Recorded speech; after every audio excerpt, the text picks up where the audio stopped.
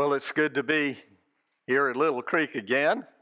I was supposed to have preached here a few weeks ago, and you had a chance to have your conference president, so protocol says the local pastor always steps aside for the conference president, and he did a very fine job, and as you remember, I was here for that. And then I was supposed to have preached with you 2 weeks ago, and I came down with COVID.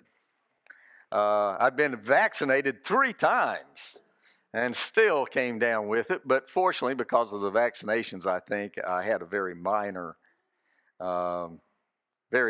case. It was kind of came and went in three days. Are we on up here? Somebody's saying it's not loud enough. Okay.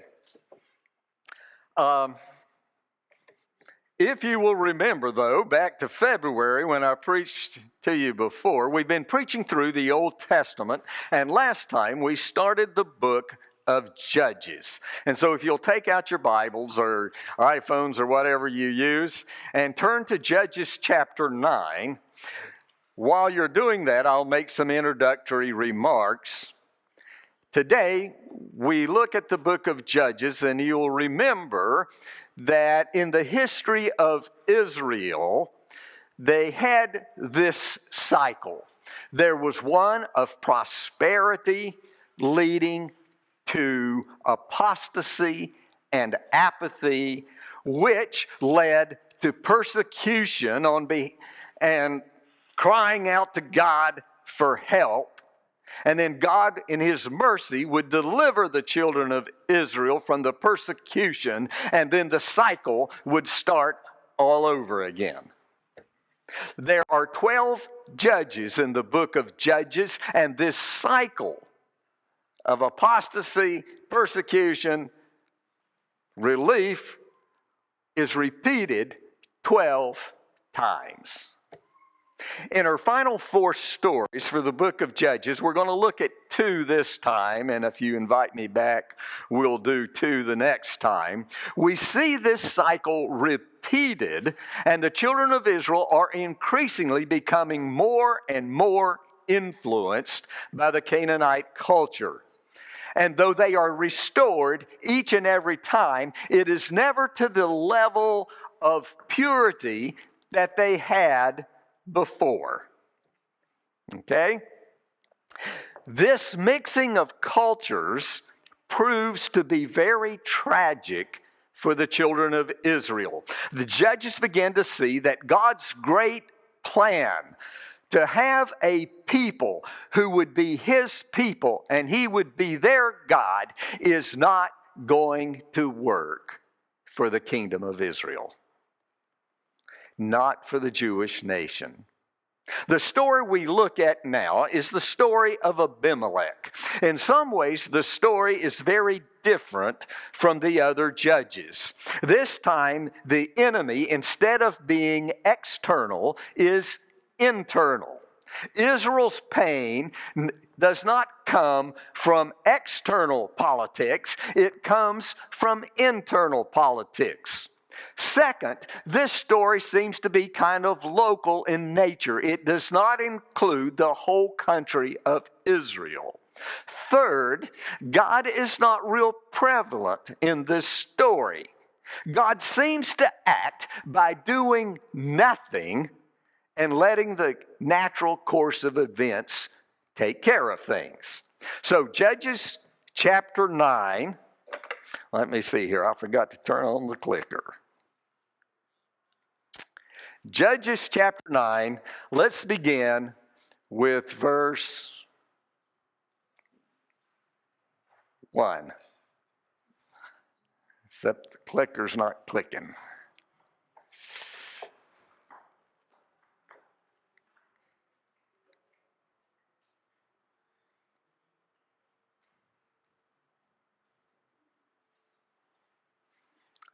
All right. Here we go. Abimelech, son of Jerubbaal, went to his mother's kinsmen in Shechem, and he said to them and to the whole clan to which his mother belonged, Put this question to all the citizens of Shechem. Which is better for you, that 70 men or all Jerubbaal's sons rule over you, or that one man rule over you? You must remember that I am your own flesh and bone. It's not clicking still. When his mother's kin repeated these words to them on his behalf, all the citizens of Shechem sympathized with Abimelech, thinking, he is our kinsman. They also gave him 70 silver shekels from the temple of Baal of Berith, with which Abimelech hired shiftless men and ruffians as his followers. He then went to his ancestor's house in Ophrah. And he slew his brothers, the 70 sons of Jerubbaal, on one stone. Only the youngest son of Jerubbaal, Jotham, escaped, for he was hidden. Now, Abimelech is one of Gideon's sons. It says here that he is the son of Jerubbaal, which is another one of Gideon's names. We learned that back in chapter 6, verse 32. At the death of his father, Abimelech wants to be king, something his father had turned down. If you'll remember, in Israel, the only person who was supposed to be king was God. Okay? But Abimelech is ambitious. So he goes to Shechem, the hometown of his mother, to drum up some support. His argument to them is it better to have one king or 70 kings? It's probably better, since I am your kinsman, to have me as your king, because it's better the devil you know than the one you don't. So the men of Shechem agree. Sounds logical to them. And they give him 70 pieces of silver that they got from the temple of Baal. Now, this is rather delicately put here in the Old Testament. But basically, Abimelech is financing his campaign through the temple prostitution racket. Okay?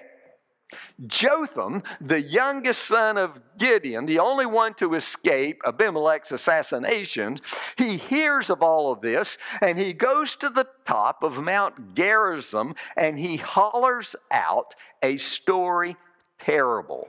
So let's read it together. It begins chapter 9, beginning verse 8. Once the trees went to anoint a king over themselves.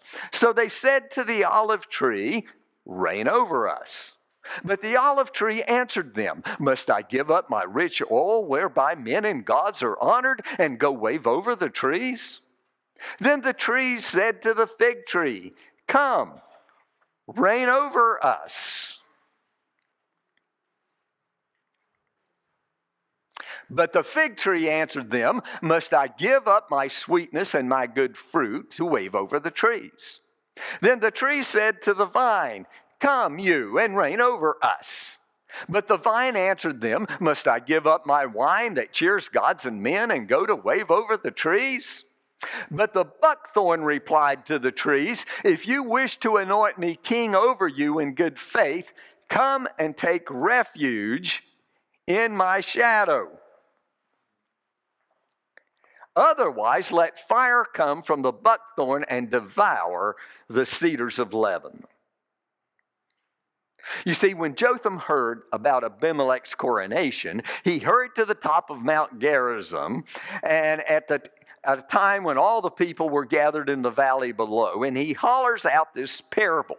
Using a republic of trees, electing a king, he pictures Israel's conduct.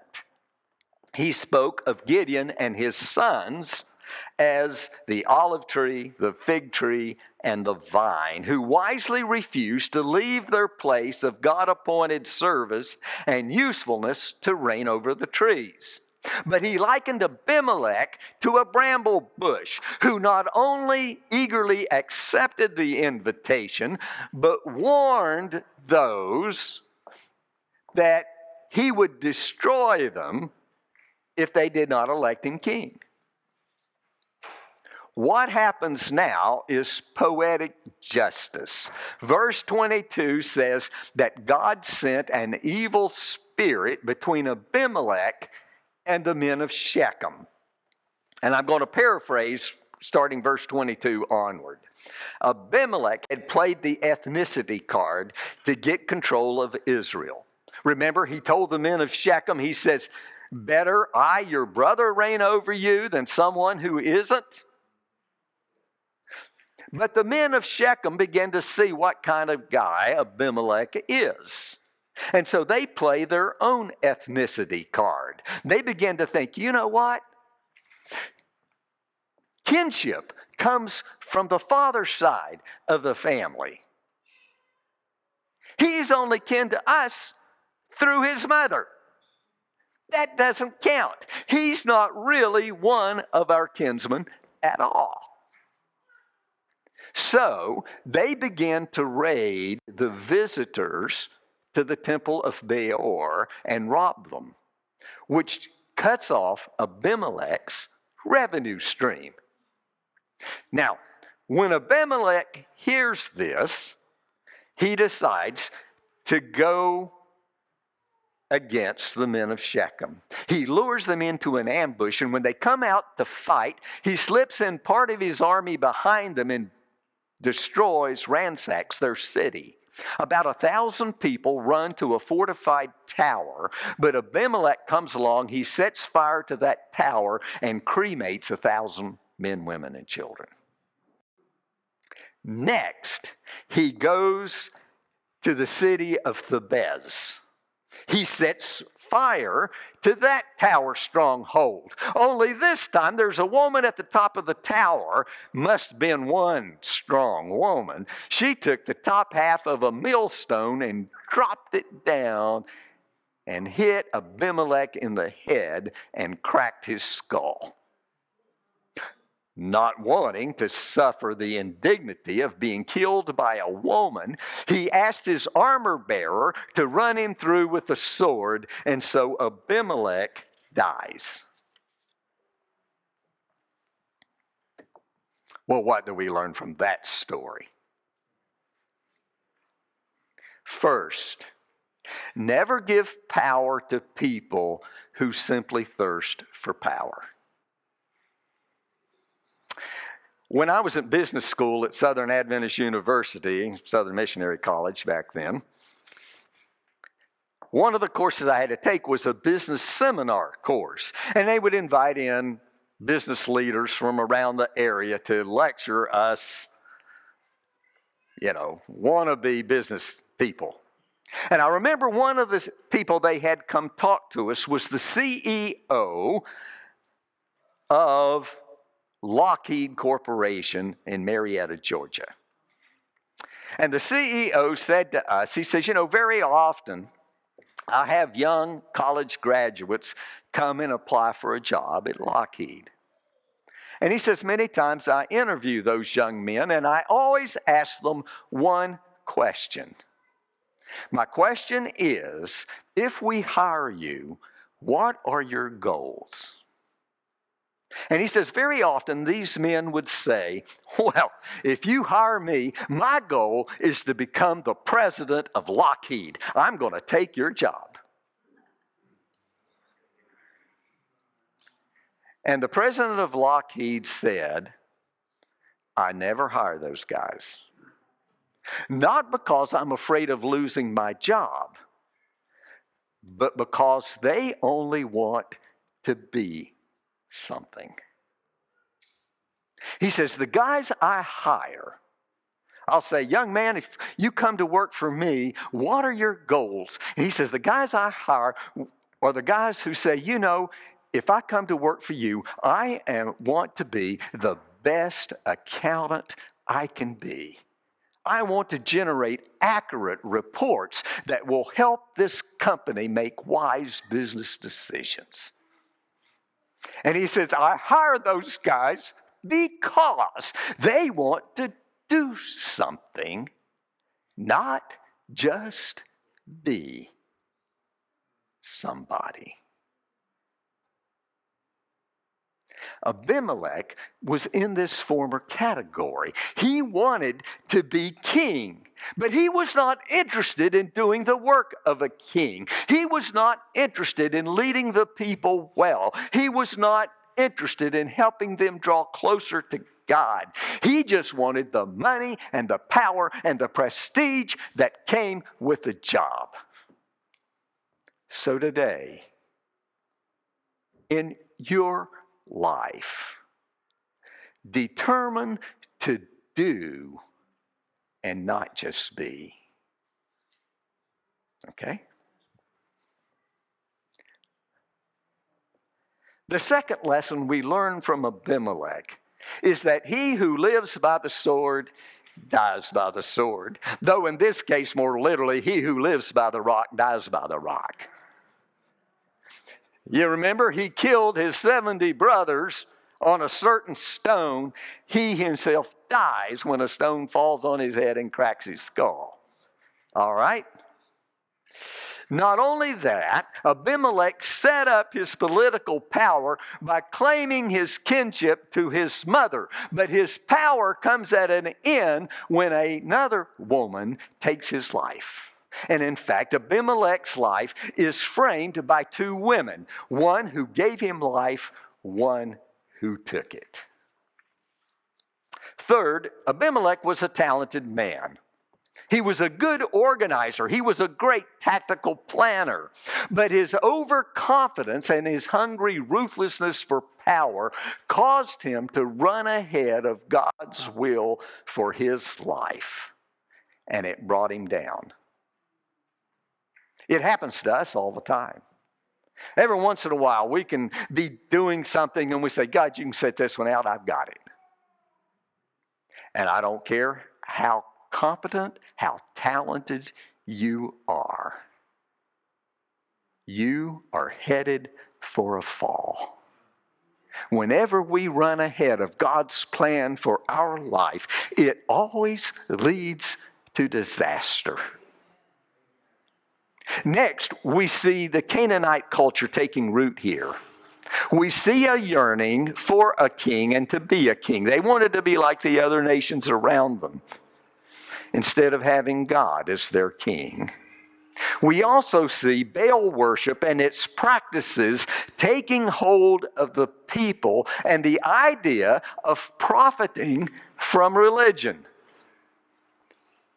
You see, when God set up the Israelite religion, there was not supposed to be a profit motive associated with it. The Baal worship generated lots and lots of cash. And it wasn't very long until the Levites began to think, how can we make the Jewish sacrificial system pay off? And if we skip all the way up to the New Testament, you'll remember that Christ cleansed the temple by saying, you have made my Father's house a den of thieves. It's a process that started all the way back here in Judges. Finally, we see Jotham's prophecy come true. Abimelech, the Bramel, set fire to the sons of Shechem and consumed them. Well, let's move on to chapter 11 and take a look at Jephthah, the 9th judge. Now, folks, I want to tell you, this is one of the strangest stories, I think, in the Bible. When I get to heaven, I've got a bunch of questions to ask God and Jephthah on this story. Jephthah was the illegitimate son of Gilead and a prostitute. As such, he was never really included in the family, and when he and his brothers, Gilead's sons, grew up, They ran him off because they did not consider him a legitimate heir.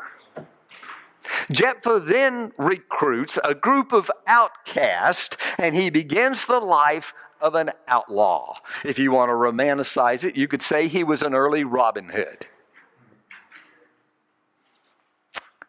Maybe because of his scandalous birth and upbringing, Jephthah grew up tough and scrappy. Regardless of his heritage, if you were in a fight, you wanted Jephthah on your side. The Moabites began to raid into Gilead, and Jephthah's half-brothers, they come to him and they ask Jephthah to defend them from the Moabites. And Jephthah, remembering their past treatment of him, he says, why should I do that? You ran me off. And his brothers say to him, well, we've been thinking about that. And if you will come and protect us from the Moabites, we will consider you as a legitimate brother. And Jephthah says, you're kidding me. If I deliver you from the Moabites, I'm going to be your Lord. Now, evidently, his brothers were desperate enough. They agree. They agree. Whatever Jephthah's fighting abilities, he was not a rash man. He had been in enough fights to know that when you get into a fight, somebody gets hurt. And that somebody is just as likely to be you as anybody else. So he starts by sending an ambassador to the Moabites and saying, what have we ever done to you? Nothing. Why do you keep attacking us? Come on, let's make peace and be brothers. But, verse 28, the king of the sons of Ammon disregarded the message which Jephthah sent him. We're going to begin now and read starting verse 29. The Spirit of the Lord came upon Jephthah. He passed through Gilead and Manasseh and through Mespah-Gilead as well, and from there he went on to the Ammonites. Jephthah made a vow to the Lord. If you deliver the Ammonites into my power, he said, whoever comes out of the doors of my house to meet me when I return in triumph from the Ammonites shall belong to the Lord. I shall offer him as a holocaust. Jephthah then went on to the Ammonites to fight against them, and the Lord delivered them into his power, so that he inflicted a severe defeat on them from Aroer to the approach of Minna, 20 cities in all, and as far as Abel-Keramim. Thus were the Ammonites brought into subjection by the Israelites. When Jephthah returned to his house in Mespah, it was his daughter who came forth playing the tamarines and dancing. She was an only child. He had neither son nor daughter besides her. And when he saw her, he rent his garments and he said, alas, daughter, you have struck me down and brought calamity upon me, for I have made a vow to the Lord and I cannot retract. Father, she replied, you have made a vow to the Lord. Do with me as you have vowed, because the Lord has wrought vengeance for you on your enemies, the Ammonites. Then she said to her father, let me have this favor. Spare me for 2 months, that I may go down the mountains to mourn my virginity with my companions. Go, he replied, and he sent her away for 2 months, for she departed with her companions and mourned her virginity on the mountains. At the end of the 2 months, she returned to her father, who did to her as he had vowed. She had not been intimate with man. It then became a custom in Israel for Israelite women to go yearly to mourn the daughter of Jephthah the Gileadite for 4 days of the year. Let's note verse 29. The Spirit of the Lord came upon Jephthah. This puts him in a special category. Not very many people in the Old Testament had the Spirit of the Lord come upon them. Prophets, several kings, and just a couple of judges. Okay? But look who God called. The son of a prostitute, a man who was currently working as an outlaw. And yet, God used Jephthah to deliver Israel. Amazing. Does Jephthah know that the Spirit of the Lord has fallen upon him?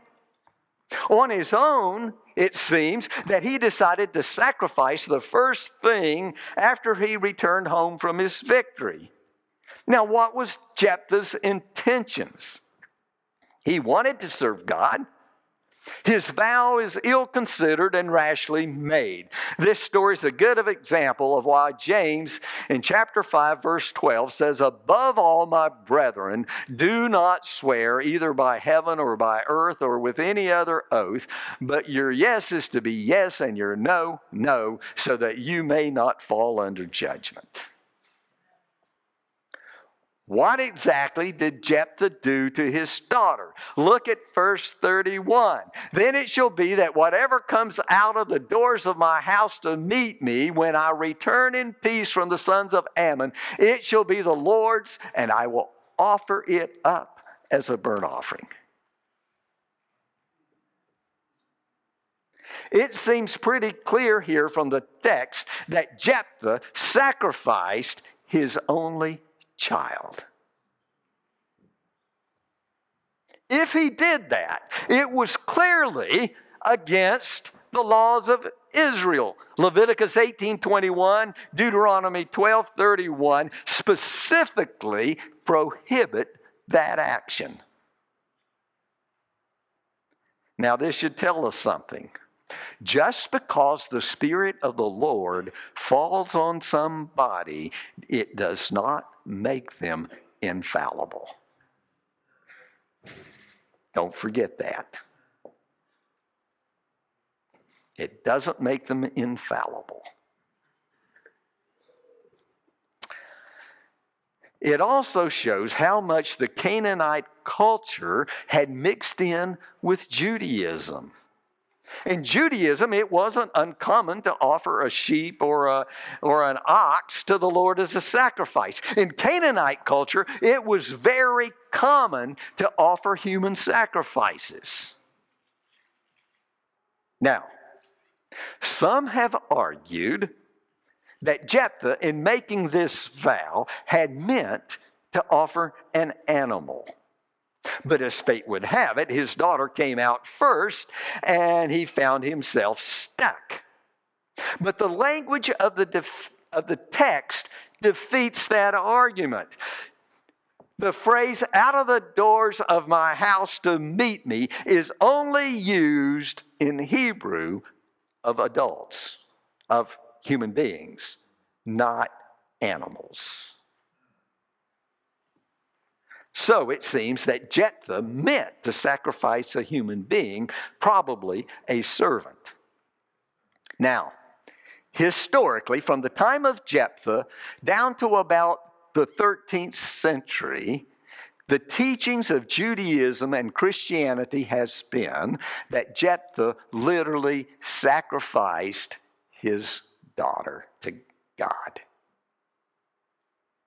In the 13th century, however, a Jewish rabbi by the name of Kimchi proposed that what Jephthah did was to actually dedicate his daughter to the Lord, where she would serve him forever in celibacy without marriage or children. And he uses as his argument that the argument in the Bible seems to be that the tragedy that befalls Jephthah's daughter is that she remains a virgin and has no children. And in fact, she goes to mourn her virginity, not her death. Okay?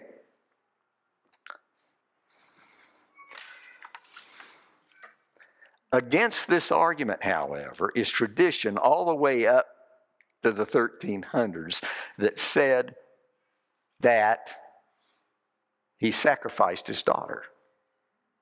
And, to put it in modern language, in Judaism, to have a nun was unheard of. Yes, Samuel grew up in the temple, but he married and had children. Okay?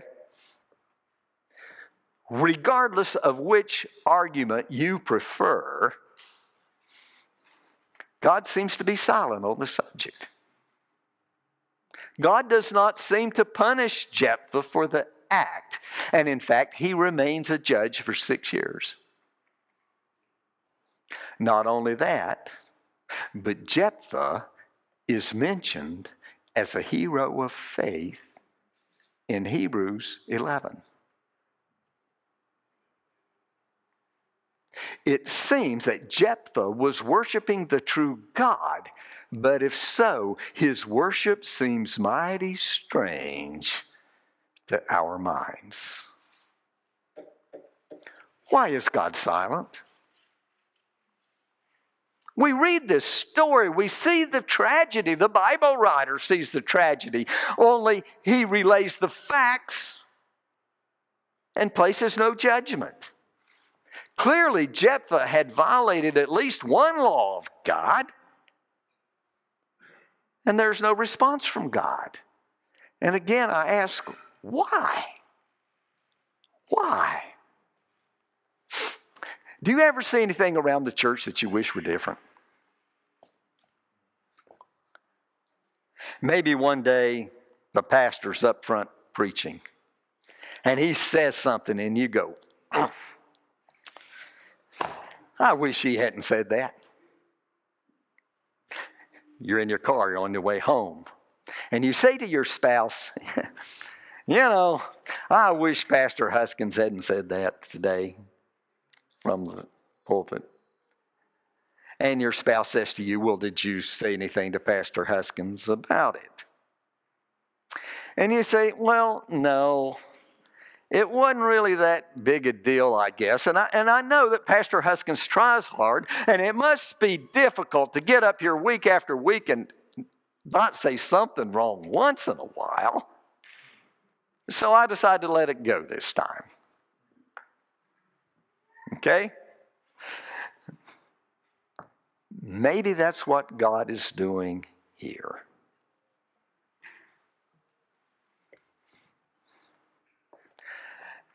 Jephthah did a gross injustice to his daughter. God knows Jephthah's heart, and while he's not pleased, he lets it pass. Jephthah knew he messed up. It cost him dearly. So God decided not to pile on.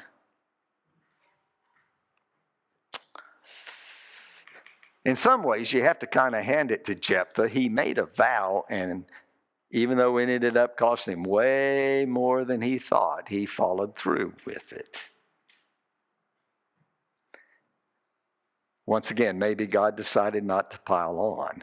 Now, having said that, I'm not real happy with that answer either. It seems like a huge injustice, a violation of God's law big time. I mean, if God wouldn't accept Cain's offering of fruit, if he took an Israelite man and stoned him for picking up sticks on the Sabbath, how could he let this one go? A human sacrifice. But the answer I gave is the best I could come up with. You see, our Western minds want everything explained, and sometimes there is just no explanation. I told you this story was strange, and it raises more questions to me than it answers. I've got a lot to learn, and someday I'm going to get some answers to this story. I need to comment here, though, on Jephthah's daughter. She's an exceptional child. When she hears of her father's vow, she insists that he go through with it. What courage for a young woman. She, in her own way, is really the hero of this story. Jephthah, one of the 12 judges, really has no special legacy other than he's mentioned in Hebrews 11. But Jephthah's daughter gets a 4-day holiday in her honor. Once again, we see the tragedy. We see the growth of the Canaanite culture within Judaism, where the Jewish sacrificial system is blended with the Canaanite sacrificial system, and a human being is offered as a burnt offering to the true God. Well, what lessons do we learn from this story? First of all, we learn that God can use anyone for his purposes. Jephthah was of marginal birth. He was a man of marginal character. And yet God saw something in him and gave him a special outpouring of the Holy Spirit that allowed him to win battles. The story proves to me that the ways of God are beyond human understanding. If God had not poured out his Spirit on Jephthah, if Jephthah was not listed as a hero of faith in Hebrews 11, this story would be a whole lot easier to understand. But God did pour his Spirit out on him, and he is listed in Hebrews 11. So there's no figuring God. Remember that. Now, I have seen that in my own life, me included. God has called some people to ministry, and I have looked at those people and said, "Are you kidding me, God?" In fact, I had some classmates from high school say, "You became a preacher?" Whoa. Why did God call? I can think of a dozen guys who would have been better than the ones he called. But as I watched their careers develop, I began to realize God's ways are not our ways. He calls who he wants. We never forget it. Second, Jephthah's response to his brother is characteristic of Christ's response to us. The brother said, "Deliver us from the Ammonites." And he says, "Well, if I do, you must make me Lord and King." Do you want deliverance from the devil and sin? Jesus says, "All right, I'll do it, but I must be your Lord and King."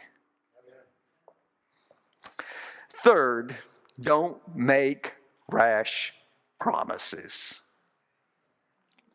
Well, one of the last things I want to do is to compare these two judges, Abimelech and Jephthah, because in many ways they are similar, and yet there is at least one real big difference. And it might give us a clue as to why Jephthah is in Hebrews 11 and Abimelech is not. Similarities. Both men were born of secondary parentage. Both men surrounded themselves with lawless men. Both men negotiated their way into leadership positions.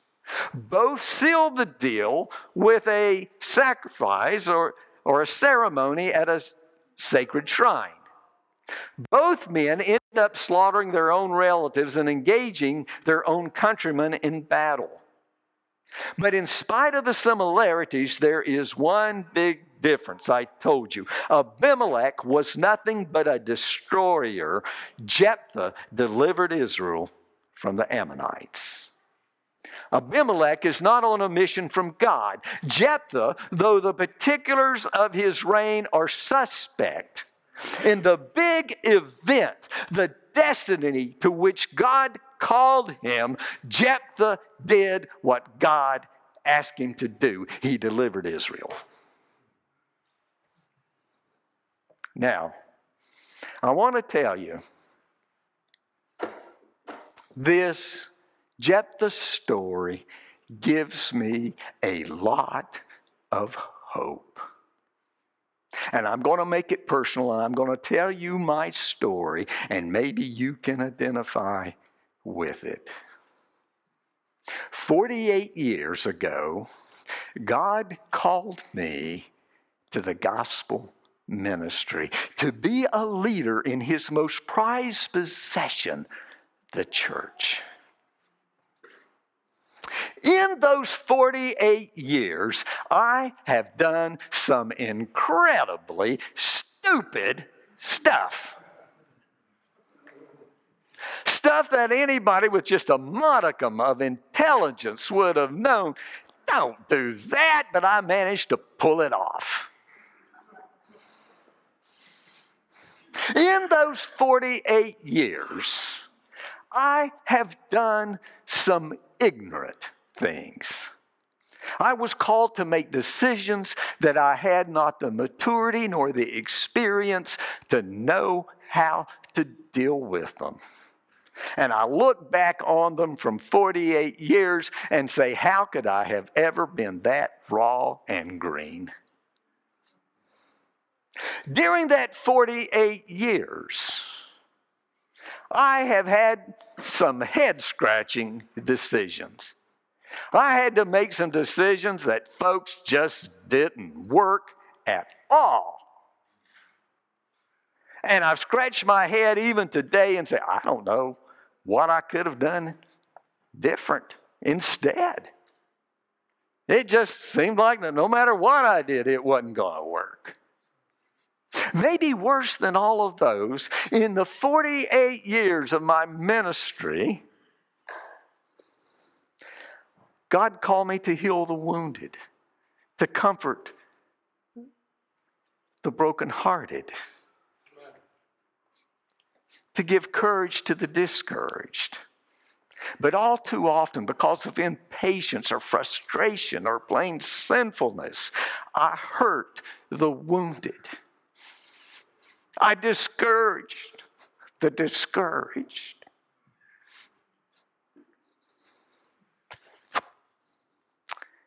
I caused grief to those who mourn. And I've had to go back to those people and beg their forgiveness and ask them to forgive me. But sometimes I never knew. They just quietly quit coming to church. They transferred out to another church. They never said a word, and I never knew, and I never had a right or a chance to make it right. All of that has happened to me in my 48 years of ministry, and that puts me in company with Gideon and Jephthah and Samson, who we look at next time. But you see, that isn't the whole story about me. 48 years ago, God called me to ministry, and I said, God, I am all in. Amen. Whatever it takes, I will serve you with everything I've got. And when you look at the big picture of the 48 years, I believe I have done exactly what God called me to do. Not perfectly, not error-free, not even sinlessly. But I have done what He asked me to do. And that gives me hope that one day when Hebrews 11 is expanded to the heroes of faith down to our day, it will include names like John Huss, John Calvin, John Knox, John Wesley, John Byington, John Loughborough, and yes, John Huskins. I too can be included as a hero of faith. How about you? Can you identify with my story? When God called you to His service, which He has for every one of you, whatever that area is, have you said to Him, I am all in with everything I've got? And if you can answer that in the affirmative, there is room in Hebrews 11 for your name. And one day, all of us heroes of faith will stand together on the sea of glass, and our Lord Jesus Christ, from a position high and exalted, will look down on us, and the travail of His soul will be satisfied.